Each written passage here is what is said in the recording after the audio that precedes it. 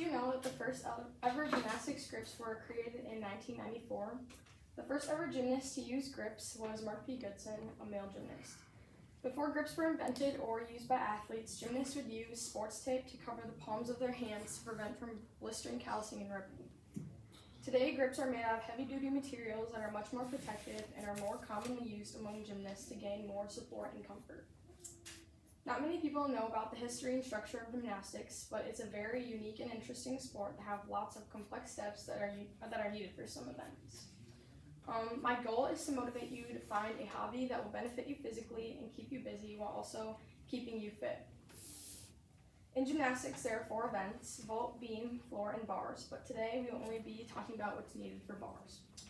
The things that are needed for chalking your grips are obviously your grips, a chalk block, a metal or plastic brush, a spray bottle filled with water, and then your wrist guards, and it's optional, but tape. Grips are a crucial part of gymnastics, and without them, you wouldn't have the support and comfort when you're on bars. I use these often during gymnastics and off-season training. This used to take me almost like 6 minutes to do, but now it only takes me like 2 minutes. Today I'm going to show you how to properly chalk and put on your grips for bars to make sure you have the fullest possible grip to the bars. Okay, so first thing that you want to probably know about grips is like kind of the anatomy. This part is like the part that faces your palm. It's made out of like really thick leather, and then that's also like the wrist part, like kind of right here. The plastic part is sewn onto the leather part, and it's just a strap that helps you like tighten it to your wrists, and then a metal part that also keeps it on you, and then Velcro and the fuzzy part to the Velcro, and then the wrist guard. So first you want to put on your wrist guards. You should put it like in half an inch or like right where the line is on the bottom of your palm, and you kind of just slip it on like gloves. Next you want to take your actual grip and face the thick leather part towards your palm. Put it like a half an inch down from, or like maybe like 2 inches down from your bottom or the base of your palm, and then the way you know if it's your left or right grip, this would be my right, this would be my left. This one would be my right because when putting it on, it's the strap is supposed to face towards your body. So this one would be my right, and then this one would be my left. So when it's like pulling or tugging on the bars, it would pull outwards instead of inwards towards your thumb.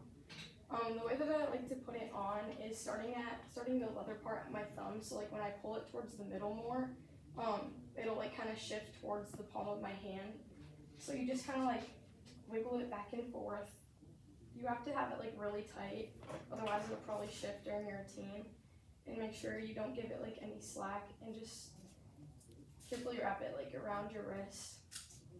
It's tight enough if your hands are turning like bluish or purple. It's like how it's supposed to be. Then just shift it towards the middle, because sometimes it doesn't shift all the way. When I switch my wrist, I can kind of feel my bone like twisting too. That's also how you know. So the first thing of chalking your actual grip, you want to take your spray bottle and lightly like spray water on the base of the leather, and it should turn like a darkish gray. Next you take your chalk block. It's made out of magnesium carbonate, and it's by the brand GMR, which also makes like leotards and grips obviously, and chalk.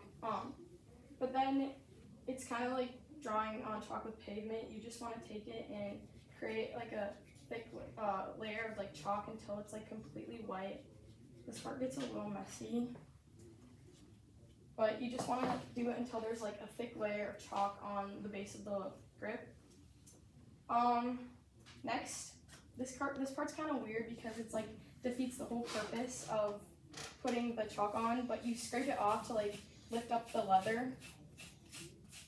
So it's just kind of like lifting up the leather, and you want to go against the grain so it gets under the leather particles, and then kind of just repeat it again by spraying and then doing the chalk one more time.